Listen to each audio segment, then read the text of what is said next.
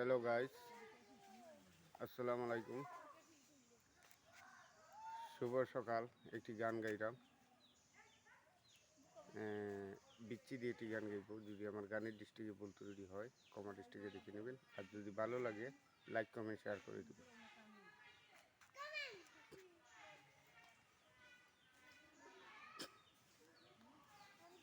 যতন করিয়া গেতেছিলাম মালা, পরাব তোমারি গলে ও বন্ধু, ভুইল না আমায় রে বন্ধু, ভুইল না আমায়।